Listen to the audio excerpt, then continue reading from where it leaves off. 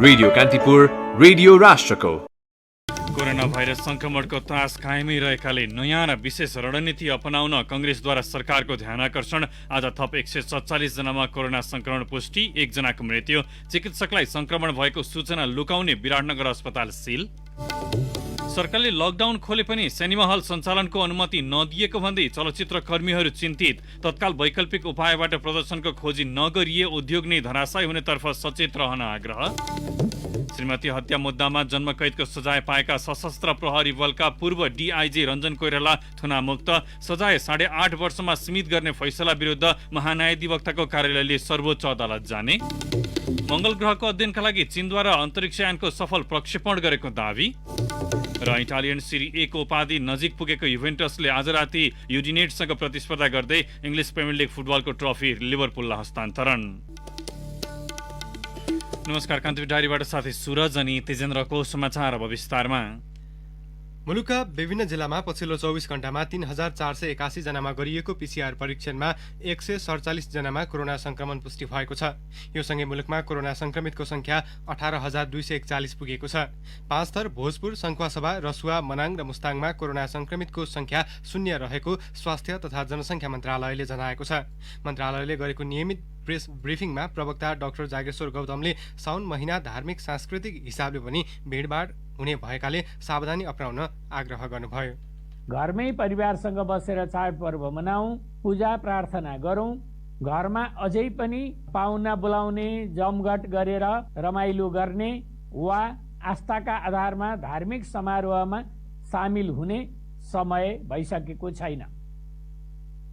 प्रदेश 2 को रौतहट तथा सुदूरपश्चिमको कैलाली र बाजुरामा अझै पनि 500 भन्दा बढी कोरोना संक्रमितको उपचार भइरहेको मन्त्रालयले जानकारी दिएको छ। विदेश जाने प्रयोजनका लागि सशुल्क रूपमा परीक्षण गर्न त्रिवी शिक्षण अस्पताल, वीर अस्पताल, पाटन स्वास्थ्य विज्ञान प्रतिष्ठान, उपत्यका बाहिरका नारायणी अस्पताल, कोशी अस्पताल, पोखरा स्वास्थ्य विज्ञान प्रतिष्ठान, लुम्बिनी अस्पताल, कर्णाली प्रादेशिक जनस्वास्थ्य प्रयोगशाला सुर्खेत र सेती अस्पतालमा तोकिएको मन्त्रालयले जनाएको छ। विदेशी नियोगका सिफारिसमा कर्मचारीलाई पीसीआर परीक्षण गर्न ललितपुरको स्टार अस्पताल र काठमाडौँ मेडिकल कलेजलाई अनुमति दिइएको छ। तोकिएको भन्दा अन्य स्वास्थ्य संस्थाले पीसीआर परीक्षण सम्बन्धी कुनै पनि गतिविधि गरी कारबाही गरिने प्रवक्ता गौतमले बताउनुभयो। अन्य अस्पताल तथा प्रयोगशालाहरूले यस्तो किसिमको पीसीआर परीक्षण गर्न स्वास्थ्य तथा जनसङ्ख्या मन्त्रालयले अनुमति प्रदान गरेको छैन। विभिन्न सङ्घ संस्थाहरूले विदेश जानेहरूलाई पीसीआर परीक्षण गरेर वा नगरी रिपोर्ट वितरण गर्ने गरिएको सुन्नमा आएको छ। यस किसिमको काम नगराउन सबैलाई अनुरोध छ। कोरोना संक्रमित वीरगञ्ज माइस्थानका 70 वर्षीय पुरुषको मृत्यु भएको छ। यो सँगै नेपालमा कोरोना संक्रमणबाट मृत्यु हुनेको संख्या 43 पुगेको छ। पछिल्लो 24 घण्टामा 156 जना संक्रमण मुक्त भएर घर फर्किएका छन्। नेपालमा कोरोना संक्रमण मुक्त हुनेको संख्या 12,840 पुगेको छ। विराटनगर महानगरपालिकाले कोरोना संक्रमितको पहिचान लुकाउने विराटनगर अस्पताल प्रणालीलाई सिल गरेको छ। अस्पताल सञ्चालक मध्येका 65 वर्षीय एक चिकित्सकको स्वाब परीक्षण रिपोर्टमा अस्ति मंगलबार पोजिटिभ आएको सूचना लुकाएको भन्दै महानगरले अस्पताल नै सिल दिएको हो। रिपोर्ट पोजिटिभ देखिए पनि चिकित्सकले नाम, ठेगाना र मोबाइल नम्बर गलत दिएर स्वाब परीक्षण गराएको हुँदा संक्रमित खोज्न समय लागेको महानगरले उल्लेख गरेको छ। अस्पताल सञ्चालक तथा चिकित्सक नै संक्रमित भएको र संक्रमण पुष्टि भएका दिनसम्म अस्पतालमा बिरामीदेखि कर्मचारीसम्म उनले भेटेको कारण अस्पताल सिल गरिएको महानगरपालिकाका जनस्वास्थ्य महाशाखा प्रमुख रमेश कार्कीले बताउनुभयो। चिकित्सकले आफ्नो उमेर समेत 50 वर्ष मात्रै लेखाएका थिए। रिपोर्ट पोजिटिभ आएपछि उनी मंगलबार रातिबाटै सम्पर्क विहीन छन्। उनले लेखाएको मोबाइल नम्बर धनकुटामा कार्यरत एक प्रहरीको रहेको खुलेको छ। यस्तै प्रदेश 1 प्रहरी कार्यालयमा कार्यरत 5 जना प्रहरीलाई कोरोना भाइरसको संक्रमण पुष्टि भएपछि कार्यालय सिल गरिएको छ। हिजो एक प्रहरी अधिकृतमा संक्रमण पुष्टि भएको र उनको कन्ट्याक्ट ट्रेसिङका आधारमा आज 11 जनाको स्वाब परीक्षण गरिएको थियो, जसमध्ये 4 जनामा संक्रमण पुष्टि भएको प्रदेश 1 प्रहरी कार्यालयका प्रवक्ता दीपक पोखरेलले बताउनुभयो। कोरोना भाइरस संक्रमण समुदाय स्तरमा देखिने क्रम सुरु भएको अवस्थामा सरकारले लकडाउन अन्त्य गरेको भन्दै प्रमुख प्रतिपक्षी नेपाली कांग्रेसले आपत्ति जनाएको छ। 4 महिना लामो लकडाउन सरकारले अस्ति मंगलबार रातिबाट अन्त्य भएको जनाएको हो। कोरोना संक्रमित दैनिक 100 को हाराहारीमा बढिरहेको राजविराज, विराटनगर, वीरगञ्ज लगायतका स्थानमा समुदाय स्तरमा देखिन थालेको अवस्थामा तत्काल रोकथाम, नियन्त्रण र उपचारका लागि नयाँ र विशेष रणनीति अपनाउन कांग्रेसले सरकारको ध्यानाकर्षण गराएको छ। काठमाडौँको बालुवाटारमा प्रधानमन्त्री केपी शर्मा ओलीलाई भेटेर कांग्रेस सभापति शेरबहादुर देउवाले संक्रमितको संख्या 18,000 नाघेको र 42 जनाको मृत्यु भइसकेकाले स्थिति थप भयावह हुन सक्नेतर्फ विशेष ध्यान दिन आग्रह गर्नुभयो। परीक्षणको दायरा विस्तार गर्न नसक्नु सरकारको कमजोरी रहेको जिकिर गर्दै सभापति देउवाले नमुना परीक्षण पीसीआर विधिबाटै मात्र गर्न आग्रह गर्नुभयो। विदेशमा अप्ठ्यारोमा परेका नेपालीलाई उद्धार गर्ने कार्यमा तीव्रता दिन पनि सभापति देउवाले सरकारलाई आग्रह गरेको छ। बाढी र पहिरोमा परेर देशका विभिन्न स्थानमा सर्वसाधारणको मृत्यु तथा बेपत्ता भएको र सयौं घरबार विहीन भएको भन्दै सरकारलाई उद्धार, राहत र पुनर्स्थापनाका लागि युद्ध स्तरमा कार्य गर्न कांग्रेसले आग्रह गरेको छ। कोरोना सृजित चुनौतीहरूका कारण उब्जिएका विभिन्न क्षेत्रमा असन्तुष्टि र आन्दोलनहरूले अघि सारेका जायज मागहरूलाई गम्भीरतापूर्वक लिएर सम्बोधन गर्न पनि सभापति देउवाले प्रधानमन्त्री ओलीको ध्यानाकर्षण गराउनु भएको छ। कतारस्थित नेपाली दूतावासमा रहेका केही कर्मचारी क्वारेन्टिनमा बस्नुपर्ने भन्दै आज मध्याह्नदेखि आगामी 20 गतेसम्म सम्पूर्ण सेवा बन्द भएको छ। कोरोना भाइरसको सम्भावित जोखिमबाट बच्न दूतावासकै कर्मचारी समेत क्वारेन्टिनमा बस्नुपर्ने अवस्था आएकाले 20 गतेसम्म दूतावासमै गएर लिनुपर्ने सेवा बन्द गरिएको रियाद स्थित दूतावासद्वारा जारी विज्ञप्तिमा उल्लेख छ। यसैबीच ईद पर्वको लामो विदा समेत परेकाले नेपाली दूतावासले नेपाली कामदारहरूका सम्बन्धमा साउदी सरकारी कार्यालयबाट लिने सेवाहरू पनि बन्द हुने जनाएको छ। स्वदेशप्रति सम्बन्धी उडानहरूको तालिका राजदूतावासले आफ्नो फेसबुक पेजबाट सार्वजनिक गर्ने विज्ञप्ति मार्फत जानकारी गराएको छ। हत्या मुद्दामा जन्मकैदको सजाय भुक्तान गरिरहेका सशस्त्र प्रहरी बलका पूर्व डीआईजी रञ्जन कोइराला काठमाडौँको दिल्ली बजार कारागारबाट रिहा भएका छन्। असार दोस्रो साता सर्वोच्च अदालतका प्रधान न्यायाधीश चोलेन्द्र शमशेर राणा सहितको इजलासले सर्वोच्च सहित जन्मकैदको सजाय 8.5 वर्ष कायम गरेपछि कोइराला आज 11:50 कैदमुक्त भएका हुन्। श्रीमतीको हत्या गरी शव समेत नष्ट गरेका कोइरालालाई जन्मकैद हुने सजाय घटाएर राणा सहितको इजलासले 8.5 वर्ष मात्रै कैद सुनाएको थियो। पत्नी गीता ढकालको हत्या गरेको अभियोगमा कोइरालालाई दोषी ठहर गर्दै काठमाडौँ जिल्ला अदालतले 2071 वैशाख 7 गते सर्वोच्च सहित जन्मकैदको सजाय सुनाएको थियो। गीताको हत्या गरी शव मकवानपुरको तिस्टुङ पालुङमा लगी जलाएर फर्किँदै गर्दा कोइराला 2068 साल माघमा काठमाडौँको नागढुङ्गाबाट पक्राउ परेका थिए। हालको कानूनी व्यवस्था अनुसार जन्मकैद बापत 25 वर्ष कारागार बस्नुपर्ने कोइरालाले झण्डै 2/3 अर्थात् करिब 16 वर्ष 6 महिना कैद छुट पाएका छन्। अदालतले यति उदार कैद छुट नगरेको भए उनी झण्डै 2093 सालसम्म जेल बस्नु पर्थ्यो। यसैबीच कोइरालालाई सजाय छुट दिने सर्वोच्च अदालतको फैसला विरुद्ध महान्यायाधिवक्ताको कार्यालय पुनरावलोकनमा जाने भएको छ। फैसलाको न्यायिक पुनरावलोकनको माग गर्दै महान्यायाधिवक्ताको कार्यालयले सर्वोच्चमा निवेदन दिने भएको हो। कक्षा 11 मा कम्तीमा D+ ग्रेड ल्याउने विद्यार्थीले मात्र 12 कक्षाको परीक्षा दिन पाउने गरी राष्ट्रिय परीक्षा बोर्डले कार्यविधि तयार पारेको छ। कक्षा 11 को अन्तिम परीक्षा सञ्चालनको अधिकार विद्यालयलाई नै दिने सरकारी निर्णय पश्चात बोर्डले सो नियम सहितको कार्यविधि तयार पारेको हो। सो कार्यविधि चालु आर्थिक वर्षदेखि नै लागू हुने परीक्षा नियन्त्रक कृष्णप्रसाद शर्माले बताउनुभयो। कक्षा 11 को परीक्षा सञ्चालन, व्यवस्थापन, मूल्याङ्कन, नतिजा प्रकाशन तथा प्रमाणीकरण कार्यविधि 2077 अनुसार परीक्षा सम्बन्धी सम्पूर्ण जिम्मेवारी विद्यालयलाई दिइएको छ। विद्यार्थीले पुनर्योग वा उत्तर पुस्तिका हेर्न चाहेमा विद्यालयले नै सहजीकरण गर्नेछन्। विद्यार्थीले पाएको अङ्क तथा मूल्याङ्कन समेत बोर्ड पठाउनु नपर्ने भएको छ। यद्यपि कक्षा 12 को परीक्षाका लागि फारम भर्दा कम्तीमा D+ ग्रेड पाएका विद्यार्थीलाई मात्र सहभागी गराउन कार्यविधिले निर्देश गरेको छ। विद्यालयको परीक्षामा D+ नल्याउने विद्यार्थीलाई पुनः मौका परीक्षा दिइने कार्यविधिमा उल्लेख छ। सो मौका परीक्षामा पनि ग्रेड वृद्धि गर्न नसक्नेलाई कक्षा 12 को बोर्ड परीक्षामा सहभागी गराइने छैन। कान्तिपुर डायरीमा अब ब्रेकको पालो। अब कान्तिपुर सविस्तार। कान्तिपुर सविस्तार। करिब 4 महिना ठप्प नेपाली सिने उद्योग लकडाउन खुलेसँगै चलायमान हुने अपेक्षामा थियो। तर मानिसको भिडभाड हुने क्षेत्रमा राख्दै सरकारले सिनेमा हलहरू सञ्चालनको अनुमति दिएन। लाखौं लगानी गरेर प्रदर्शनको तयारीमा रहेका चलचित्र हुन् वा पछिल्लो रिलिज भएका चलचित्रहरू नै किन नहुन्, लगानी उठ्ने नउठ्ने अन्योलमा देखिन्छ। चलचित्र क्षेत्रमा व्यावसायिक बनेका सयौं कलाकार तथा चलचित्र कर्मीहरू भने 4 महिना लामो शून्यताले आजित देखिन्छन्। भन्छन् चलचित्र चलाउने विकल्प तत्काल सोच्न आवश्यक छ।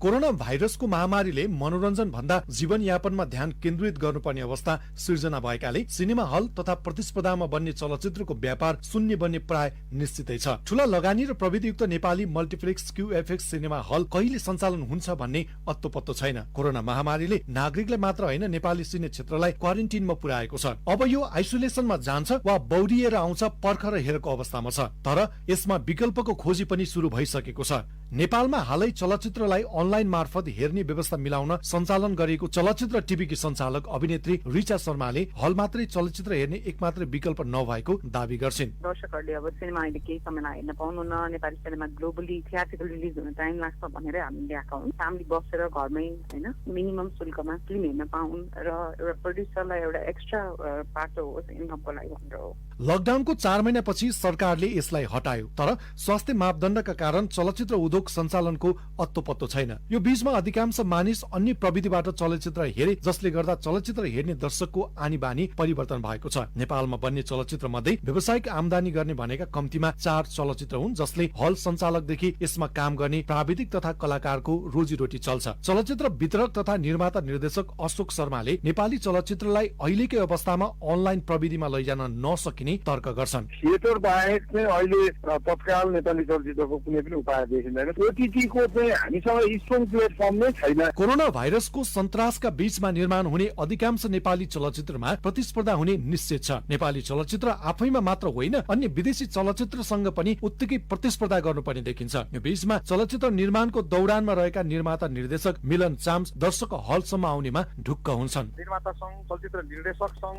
चलचित्र विकास बोर्ड, चलचित्र कलाकार संघ, नेपाल चलचित्र संघ, सबै संघ संस्थाहरू एकजुट भएर मिलेर अब हामी कसरी नेपाली चलचित्रलाई अगाडि बढाउने भन्ने एउटा खाका कोर्नु पर्यो, अनि मात्रै चाहिँ अगाडि बढ्छ जस्तो लाग्छ मलाई। सीमित स्रोत साधनमा निर्माण गरिएका सिनेमा देखाएर हलसम्म दर्शक ल्याउँछौं भन्नु ठूलै चुनौती हो, तर त्यसका लागि आवश्यक पूर्वाधार र जोखिम मुक्त हलहरू ठहरिए नेपाली चलचित्र हेर्न दर्शक आउँदैनन् भन्नु गलत भएको चलचित्र विश्लेषकको धारणा छ। तर अहिलेको नेपाली चलचित्र निर्माण शैली र दर्शकको मागलाई ध्यानमा राख्दा अनलाइनबाट विश्व बजारमा चलचित्र देखाउँछौं भन्नु दिवा सपना हुने यस विषयमा जानकार प्रकाश सायमीको तर्क छ। हाम्रो सिनेमाको बजार अब सिनेमा हल मात्र नभइकन अरू स्ट्रिमिङ लाइनहरूमा पनि जानुपर्ने देखिन्छ। तर अब हामीलाई अन्तर्राष्ट्रिय जगतले कसरी लिएको छ र हाम्रो अरू माध्यमहरू अब जस्तो हाम्रो सिनेमाको क्वालिटी, हाम्रो सिनेमाको निर्माणको शैली, हाम्रो नेरेसनको एप्रोच, यी सबै कुराले पनि एउटा मायने राख्छ।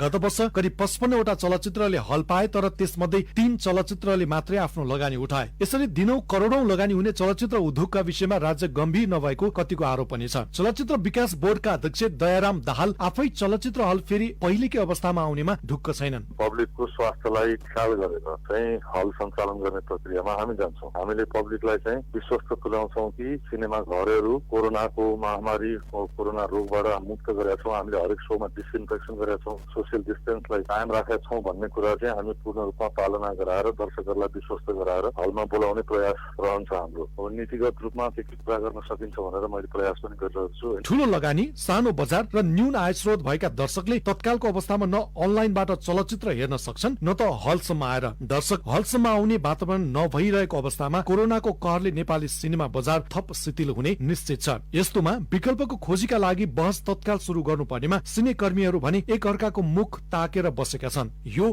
कोरोना भन्दा पनि डरलाग्दो अवस्था हो। रेडियो कान्तिपुरका लागि सन्तोष गन्धर्व। कान्तिपुर सविस्तार।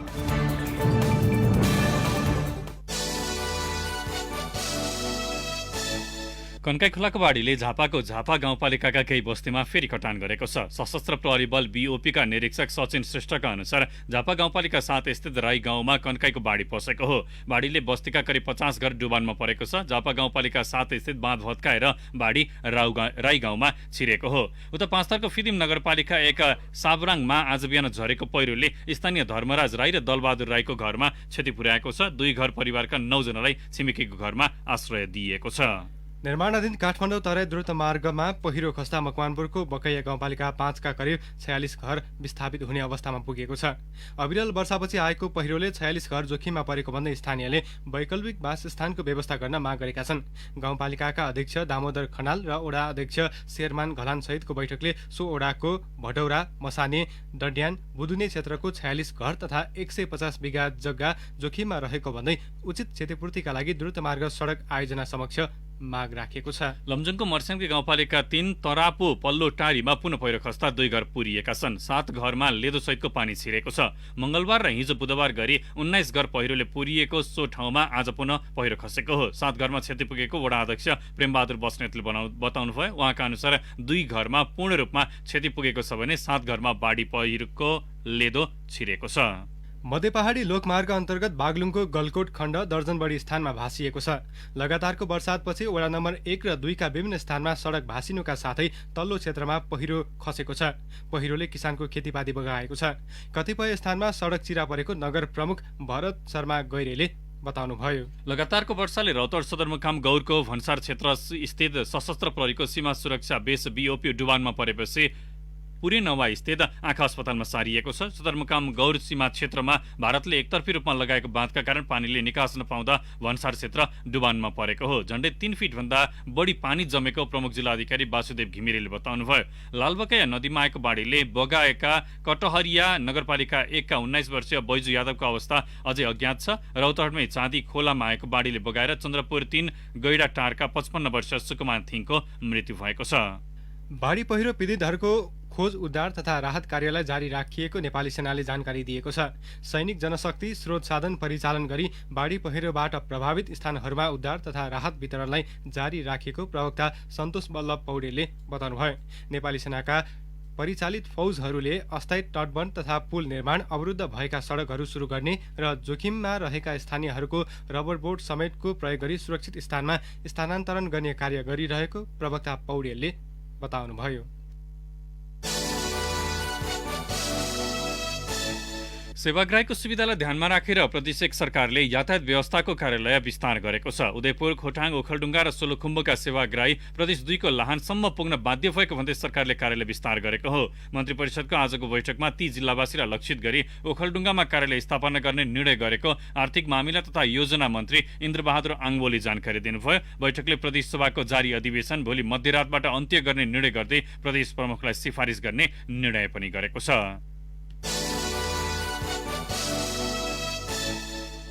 प्रदेश 5 मा स्थानीय तहले गरेका काम कारबाहीमा धेरै अनियमितता भेटिएको छ। अख्तियार दुरुपयोग अनुसन्धान आयोग बुटवल कार्यालयमा गत आर्थिक वर्ष परेका कुल उजुरीमध्ये 35% स्थानीय तहका छन्। 1337 उजुरीमध्ये 484 उजुरी स्थानीय तहका रहेको कार्यालय प्रमुख भीष्म कुमार भूषालले बताउनुभयो। जसमा जनप्रतिनिधि र कर्मचारीबाट विकास निर्माणमा अनियमितता, प्राकृतिक स्रोतको निकासीमा कमिसनको चलखेल, शिक्षकको नियुक्तिमा रकम चलखेल, भवन निर्माणमा भ्रष्टाचार, सामुदायिक वनमा काठ तस्करी लगायतका उजुरी आएका छन्। बढी उजुरी पर्नेमा शिक्षकका 330, भूमिमा 140, वनमा 69, गृहका 52 र भौतिक र स्वास्थ्यका 40 वटा उजुरी रहेका छन्। यस्तै कृषिका 36, ऊर्जा र सिंचाइका 27, खानेपानीका 26, संस्कृतिका 22 र अन्य 72 वटा रहेका छन्। अख्तियार बुटवलले कुल 1337 उजुरीमा 942 वटा फर्स्यौट गरेको छ। जसमा घुस रकम सहित रङ्गी हात पक्राउ परेका 26, शैक्षिक प्रमाणपत्रमा 5, झुटा बगपत्रमा 1 र गैरकानूनी लाभमा 13 गरी 79 करोड 38 लाख 66 हजार रुपैयाँ रकम असुल गरेको जनाएको छ। नेपाल चेपाङ संघले कुसुम खोला सुकुम्बासी बस्तीका घर आगो लगाउने चितवन राष्ट्रिय निकुञ्जका कर्मचारीलाई बर्खास्त गर्न माग गरेको छ। संघको बागमती प्रदेश र चितवन जिल्ला कार्य समितिको तर्फबाट आज चितवनका प्रमुख जिल्ला अधिकारी नारायण प्रसाद भट्टराईलाई ज्ञापन पत्र बुझाउँदै यस्तो माग गरेको हो। निकुञ्जले शनिबार कुसुम खोला बस्तीमा घर टहरा भत्काएर आगो लगाइदिएको थियो। निकुञ्जले आगो लगाउने कुरा अस्वीकार गर्दै आएको छ। चेपाङ संघको टोलीले हिजो कुसुम खोला पुगेर घटनाको अध्ययन गरेको थियो। संघका पूर्व केन्द्रीय अध्यक्ष गोविन्द राम चेपाङले स्थलगत अध्ययनमा आगजनी सहित घर भत्काउने, पाक्न लागेको मकैबाली नष्ट गर्ने गरेको जानकारी दिनुभयो। हात्ती लगाएर यस्तो काम गर्नु निकृष्ट र अपराधी काम भएको संघको निष्कर्ष छ। घर जलेका र भत्केका परिवारलाई तत्काल सुरक्षित ठाउँमा पुनर्वासको व्यवस्था गर्न पनि संघले माग गरेको छ। अब केही समाचार संक्षेपमा। झापाको भद्रपुरमा खाल्डोमा जमेको पानीमा डुबेर 10 वर्षीय अंकुश तामाङ, 12 वर्षका करण थामी र 14 वर्षका अर्जुन थामीको मृत्यु भएको छ। जिल्ला प्रहरी कार्यालय झापाका अनुसार भद्रपुर नगरपालिका 2 पृथ्वीनगर स्थित कमलधाप पर्यटन तथा सिमसार क्षेत्र निर्माण स्थलमा खाल्डो खनिएको थियो। अख्तियार दुरुपयोग अनुसन्धान आयोगको टोलीले नेपालगञ्जको भेरी अस्पतालका कम्प्युटर अपरेटर अरुण राज खनाललाई घुस रकमसहित पक्राउ गरेको छ। आयोगको नेपालगञ्ज कार्यालयबाट खटिएको टोलीले उनलाई 16,13,975 रुपियाँ घुस रकमसहित रङ्गे हात नियन्त्रणमा लिएको हो। लकडाउन खुलेसँगै रारा विमानस्थलबाट तारा एयरलाइन्सले नेपालगञ्जबाट नियमित उडान सुरु गरेको छ। मुगुमा भिजिट कर्णाली र एन्ड ट्राभल्सको पहलमा तारा एयरले उडान सुरु गरेको हो। नेपाल उद्योग वाणिज्य महासंघको यही 25 र 26 गते हुने भनिएको निर्वाचन स्थगित भएको छ। आज बसेको पदाधिकारी बैठकले निर्वाचन स्थगित गर्ने निर्णय गरेको महासंघ अध्यक्ष भवानी राणाले बताउनुभयो। सुनसरीको हरिनगर गाउँपालिका 7 घुस्की नजिकै नेपाल भारत सीमा क्षेत्र 10 गजामा तस्कर र सशस्त्र प्रहरी बीचको झडपमा गोली लागेर घाइते भएका स्थानीय 21 वर्षीय सहबाज मियाको उपचारको क्रममा आज मृत्यु भएको छ। तस्करीमा संलग्न उनलाई नियन्त्रणमा लिने क्रममा गत साउन 2 गते राति गोली लागेको प्रहरीले जनाएको छ। कोरोना संक्रमणको सम्भावित जोखिमलाई ध्यानमा राखेर काभ्रेका यातायात सञ्चालक संस्थाले मजदुरका लागि क्वारेन्टिन सञ्चालनमा ल्याएका छन्। काभ्रे बस, काभ्रे पुण्यवती, सिन्धु हेलम्बु र गणेश हिमाल तराई यातायात प्रणालीले एक होटलमा 30 बेड क्षमताको क्वारेन्टिन स्थापना गरेका हुन्। बागमती प्रदेश सरकारले 2 वर्षमा 32 वटा पक्की पुल निर्माण गरेको छ। ती पुलको लागत 73 करोड 67 लाख रुपैयाँ रहेको बागमती प्रदेश सरकारको भनाइ छ।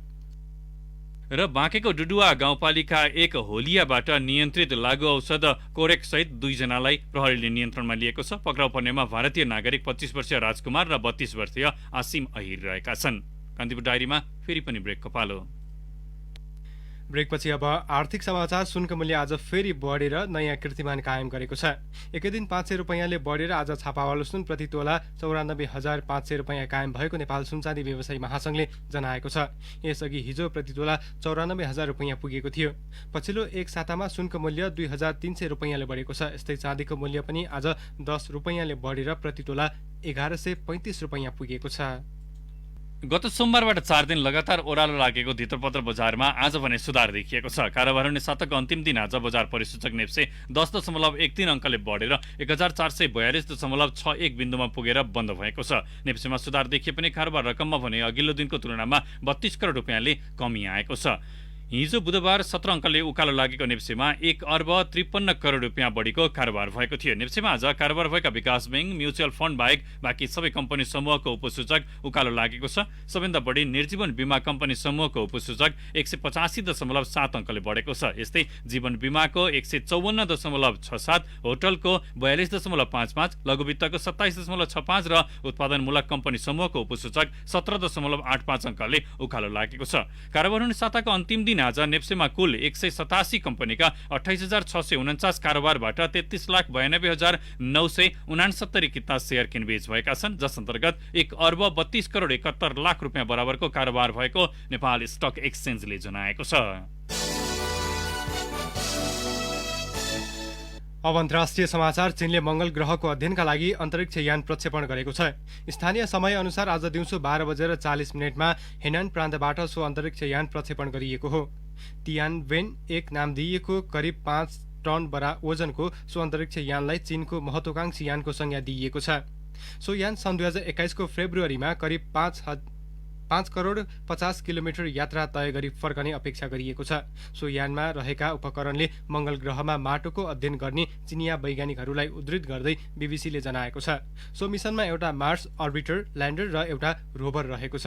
अमेरिकाले सन् 1990 यता मंगल ग्रहमा 4 वटा रोभर यन्त्र प्रक्षेपण गरिसकेको छ। नासाले प्रक्षेपण गरेको यानले सम्भवतः सन् 2031 भित्र मंगलमा भेटिएको भनिएको माटो र ठोस वस्तुको नमुना ल्याउने अपेक्षा वैज्ञानिकहरूको छ।